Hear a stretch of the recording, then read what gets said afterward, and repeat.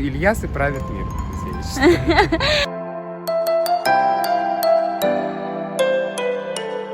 Вроде как татары должны меня вдохновлять и татарские мероприятия, да. И я вот такой красавец здесь хожу, брожу. Вот еще одна Нет, девушка. нет. Слушайте, мы тут сходим с ума, мы здесь ловим белых, друзья. Всем привет, друзья! Я Ильяс Хусейнов, московский татарский блогер, и я передаю огромный привет из Москвы всему Татарстану. Мы снимаем место силы татарской молодежи для миллиарда татар.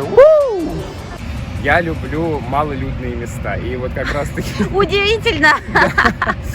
И вот как раз Поклонная гора, здесь вот минимум просто людей. Это парк Победы. Я очень люблю это место, друзья, потому что, ну, во-первых, я как блогер, это удивительная история на самом деле. Мне кажется, что вот здесь я как раз вдохновляюсь на посты, несмотря на то, что вроде как татары должны меня вдохновлять и татарские мероприятия, да, но тем не менее я после всех татарских мероприятий сюда прихожу, такое некое единение с самим собой. И тут я понимаю, что все, вот, руки так и норовят Все, написать. пора отдохнуть от татарского.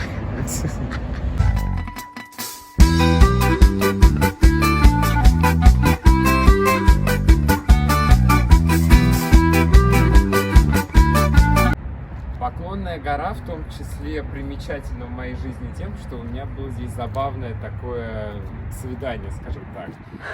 Я познакомился с девушкой, мы договорились с ней встретиться именно здесь. С учетом того, что парк здесь такой большой, мы никак не могли найти друг друга. Все это время созванивались, переписывались, где ты, а где я.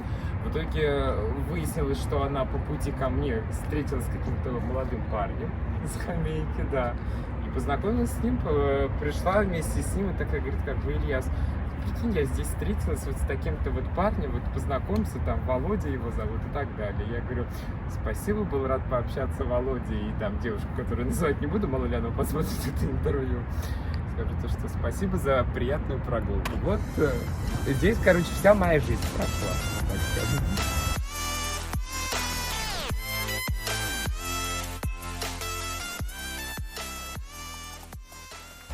Слушай, вообще началась эта тема в 2014 году.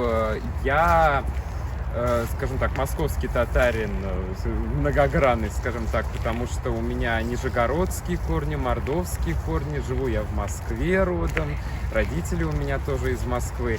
И в нижегородских областях у нас ежегодно летом проходят сабантуи. И вот как-то мне тут взбрело в голову написать об этом сабантуе. Написать целую не то чтобы пост, а именно статью. Я помню, эта статья вызвала массу откликов, как положительных, так и отрицательных. То есть это не то, чтобы там вот это все молодцы, вот здесь молодцы, все, давайте почаще и так далее. Нет, я вот прям так пошагово начал. Вот здесь вот так можно было сделать, вот тут можно было бы вообще этого не делать. Понятное дело, что как бы люди отреагировали, и отсюда пошла, скажем так, моя творческая стезя в плане блогера. Ишат, как ты относишься к Лободе? Лобода? Да. Скажите, что вы любите ее, пожалуйста. Вот у меня встречный вопрос. Как ты относишься к Лободе? Не задавайте мне такие вопросы. Свободное время от блогерства, от учебы, от работы я люблю читать. Я вообще, на самом деле, очень начитанный человек. Как бы, к сожалению, так получилось, что в моем окружении мало людей, которые читают. И вот приходится обсуждать с теми, кто есть, так мало-мальски. А одна из моих любимых вообще как бы работ, которых я вообще встречал, это произведение Габриэля Гарсия Маркеса «Осень патриарха». Вообще я очень люблю этого писателя, потому что у него поднимается тема одиночества настолько красиво, что ты начинаешь это одиночество любить. В хорошем смысле слова. О, как сказано.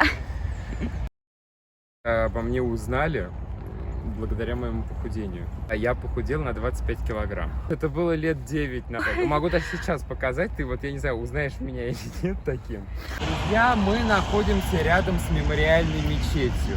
Эту мечеть я постоянно посещаю, потому как она находится практически вблизи от моего дома. И тут мне подсказали, что мне надо немного о мечети рассказать, поэтому, друзья, я читаю, чтобы не выглядеть идиотом. Друзья, эта мечеть построена в 97 году в память о воинах-мусульманах, погибших в Великой Отечественной войне. Автором проекта сооружения является Илья Стажиев. Вообще, я считаю, что сейчас, даже обратив внимание на информацию, что Ильясы на самом деле люди талантливые, такие, так что это вот и про Ильяса Хусаинова как бы речь, и про Ильяса Тажиева, так что Ильясы правят мир. Кстати, к слову, если что, вот в этом пространстве, где вот сейчас мы находимся, в месяц Рамадан проводится такое мероприятие, как шатер Рамадана. И здесь вот организаторы ежедневно проводят вечера, там, культуры разных народов, например, там, Татарстана, ну, вообще, мусульман, если уж так на то пошло, честно так сказать. И вот приятно здесь находиться, на самом деле, встретиться с друзьями. И несмотря на то, что я, ну, как-то редко комментирую там вот свои духовные ценности и так далее, я безумно люблю и ценю тех людей, которые придерживаются религиозных канонов. Алло, здравствуйте. А может, мы идем с Ильясом по Арбату, по-старому? И тут как бы, видите сравнение? Это же, ну, как бы чистой воды Баумана в Казани. Ильяс хотел спросить, где ваши зебры, которые у нас по Бауманах ходят? Кстати, а вот обратите внимание, зебр нет. Есть какие-то татарские блогеры, это как раз так хуже. Но, кстати, вот по поводу зебр я хочу отметить деятельность вашего татарского блогера Лейлы Лерон.